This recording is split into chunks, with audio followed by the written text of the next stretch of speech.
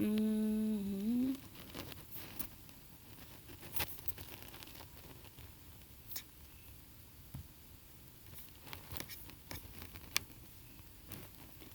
mulai buka di halaman pertama di sini.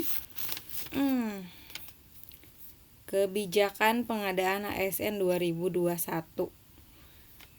Jakarta 3 Maret 2021 nih. Jadi ada 5 poin dari halaman kedua. Kebijakan pengadaan ASN, mekanisme pengadaan ASN, tim Panselnas 2021, progres perencanaan dan pengadaan ASN 2021, dan penutup. Oke, kita lihat di kondisi saat ini. Komposisi ASN ya. PNS Indonesia posisi per 16 Juli 2020 adalah 4.121.176. Wow. Struktural 464.335 atau 11%-nya. Teknis 248.709 atau 14%-nya. Kesehatan 320.427, dan kemudian guru 1.451.591. Banyak sekali ya. Dosen 76.149. Sedikit ya. Padahal kemungkinan aku pengennya ngambilnya di sini nih. Dan itu 30%-nya ya. Kemudian pelaksana atau administrasi adalah 1.559.965 atau 38% dari komposisi ASN yang ada ya selama 2020. Kemudian kita lihat di sini ada diagram batang ini ya. Rekrutmen CPNS 2014 sampai 2019. Langsung aja kita lihat di 2014-nya adalah 53.804. Sedikit ya. Kita lihat 2019 itu ada 138.782. Ini kalau nggak salah tuh sebelum COVID ya, pelaksanaan sebelum COVID, dan ini adalah pengangkatan ASN terakhir. Maksudnya terakhir sebelum COVID. Kita lihat di sini, ini perlu dibaca nggak sih? Kalian perlu tahu nggak sih? Mismatch SDM ASN dengan arah pembangunan nasional. Jabatan dan presentasi jabatan. Bidang perkebunan, pertanian, penyuluh 2,46%. Bidang industri atau poros maritim, infrastruktur 0,09%. Bidang pertambangan atau geologi 0,06%. Ini kalian bisa baca sendiri ya. Ada indeks efektivitas pemerintahan dan jumlah ASN 2009 sampai 2007.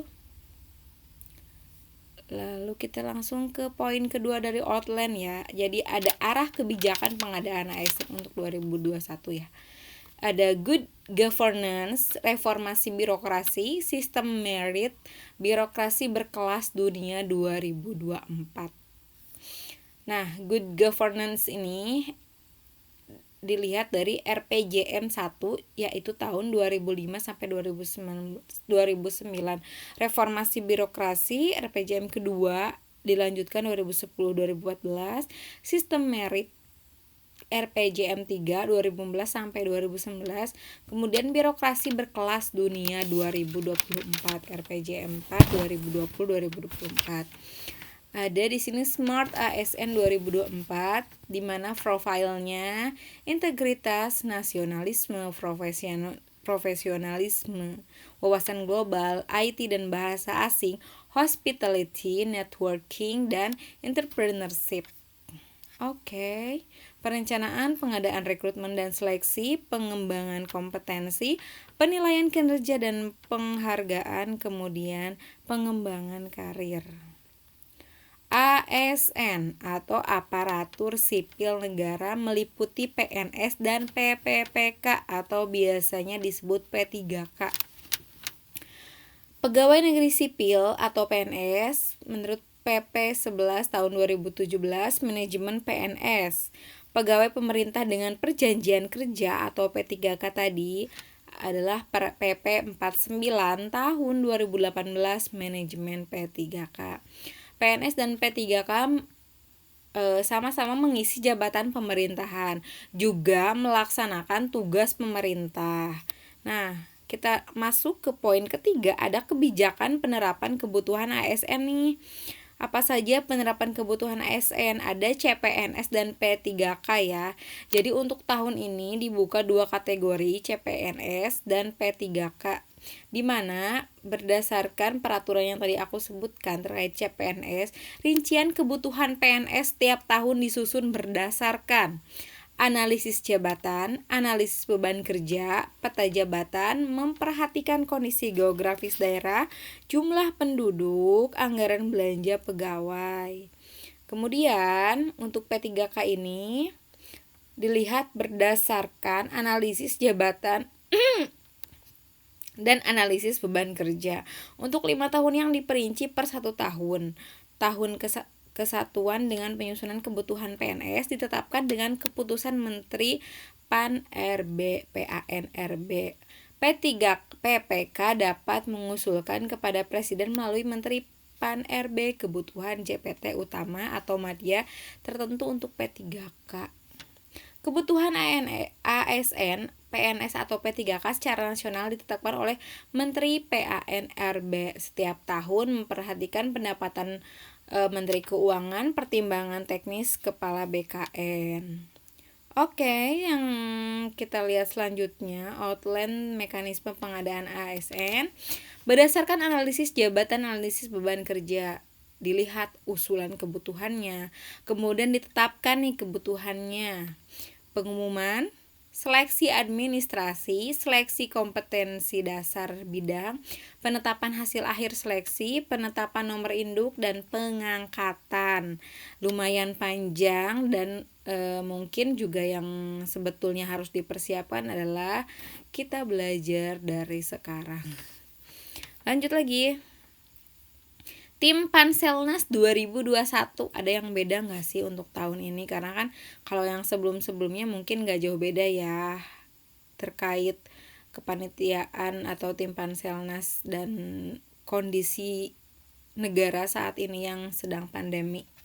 Ketua tim pengarah Menpan-RB. Seperti biasa, sekretaris tim pengarah ASDEP Perencanaan dan Pengadaan SDMA Kementerian PAN-RB.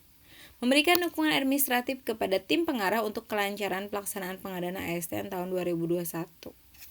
Ada tim pelaksana, tim pengawas, tim audit teknologi, tim pengamanan teknologi, tim quality assurance, tim penyusun naskah seleksi. Kayaknya sama deh.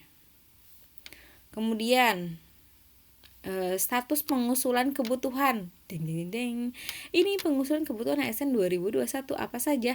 Ada 34 instansi yang tidak diusul. Oh my god, jadi ada 6% nih instansi yang tidak mengusulkan. Ya enggak sih maksudnya gitu? 23 kementerian atau lembaga, 1 pemerintah provinsi, 10 pemerintah kabupaten atau kota.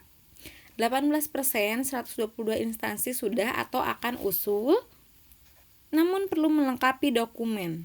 10 pemerintah provinsi, 112 pemerintah kabupaten atau kota. Oke. 76%-nya 466 instansi sudah usul dan dokumennya sudah lengkap. Nah, 56 kementerian atau lembaga, 23 pemerintah provinsi, 387 pemerintah kabupaten atau kota. Dan masuk ke rencana penetapan kebutuhan ASN 2021 instansi pusat. Jumlah kebutuhan 83.669. Jumlah rencana penetapan 74.384.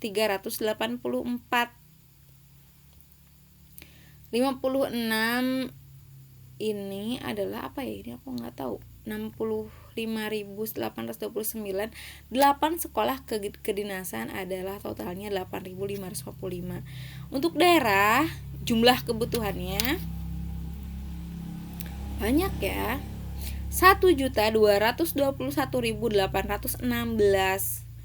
Jumlah rencana penetapannya 637.243, di mana ini adalah formasi guru P3K yang paling banyak 1 juta, yang ditetapkan 500 setengahnya ya, 530 ribuan. P3K non guru 70 ribu, yang akan ditetapkan hanya 21 ribu. Dan CPNS jumlah kebutuhan 119 ribu, yang rencana penetapannya 85 ribu. Total pusat dan daerah adalah 1.305.485. Dan rencana penetapannya adalah 711.627. Ini ring light aku kenapa ini kedip-kedip gini ya? Oke, kita lihat di sini ada formasi guru dan non guru. Langsung kita rencana jadwal atau tentatif seleksi CASN tahun 2021. Sekolah kedinasan, penyampaian formasi Maret minggu kedua. Ya, emang ini aku info ini aku dapatkan ketiga minggu ini. Minggu ini apa minggu kemarin ya? Minggu ini hari Senin, ini kan hari Jumat. Oke. Hari Jumat tanggal 19. Ya, tanggal 19. Pendaftaran kita mulai pendaftaran dimulai 9 sampai 30 April. Ingat ya, pendaftaran ASN kita mulai 9 sampai 30 April. Seleksi minggu ketiga dan minggu keempat di bulan Mei dan Juni 2021.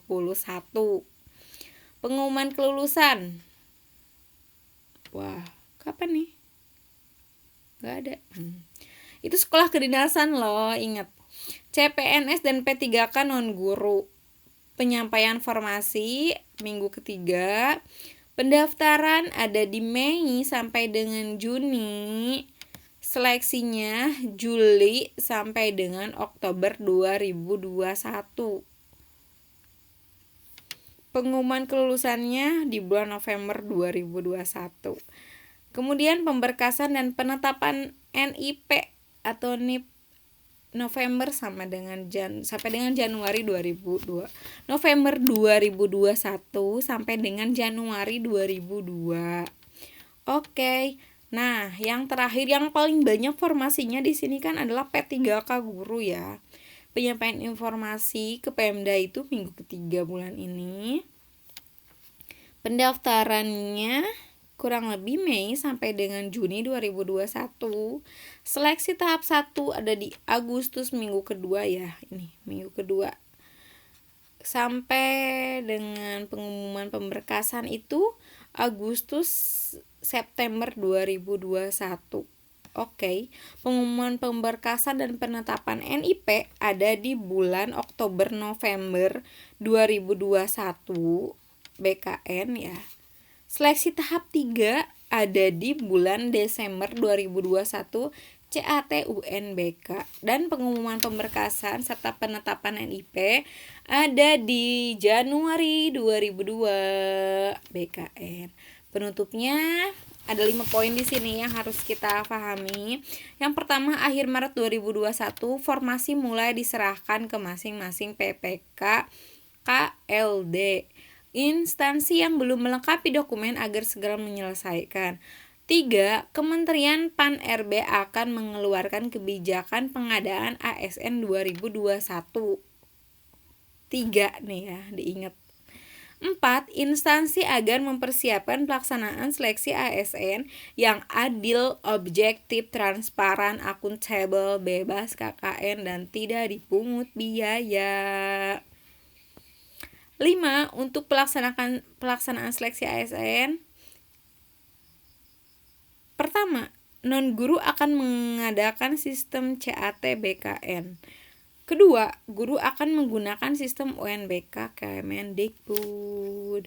Oke, terima kasih dan semangat buat teman-teman semuanya di luar sana, termasuk aku juga yang mungkin ini akan baru pertama kalinya ikut seleksi CPNS. Dan bismillahirrahmanirrahim, yuk kita belajar sama-sama. Mungkin even nanti aku bakal share ke kalian apa aja yang aku pelajarin. Aku juga nggak tahu lulus apa enggak kan, maksudnya kita belajar sama-sama gitu, share terkait apa aja sih yang kalian pelajari atau yang aku pelajari sebelum CPNS 2021 ini. Belajar sama-sama, mumpung ada waktu, kesempatan, rezeki, dan kita masih diberi kemampuan untuk belajar gitu loh. Ayo sama-sama kita berjuang. Dan walaupun mungkin PNS bukan segalanya ya, karena kita masih bisa bekerja di tempat yang lain, berusaha dan berikhtiar untuk rezeki yang lain. Tapi apa salahnya untuk berjuang dan mencoba. Oke. Mungkin cukup sekian yang bisa aku share ke kalian terkait informasi ASN dan P3K 2021. Semoga bermanfaat. Kalau ada pertanyaan bisa kalian tulis di kolom komentar di bawah. Kalau misalkan ada informasi yang penting juga buat aku, kalian juga bisa komen di bawah ini ya, karena aku juga perlu informasi yang sama, yang penting dari teman-teman semuanya. Akhirul kalam, wassalamualaikum warahmatullahi wabarakatuh.